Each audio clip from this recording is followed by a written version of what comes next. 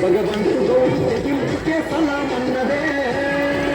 నిత్యం మన మధ్య ఉంటాడు ఏ ఆపదున్న అందరికీ సోపతైతడు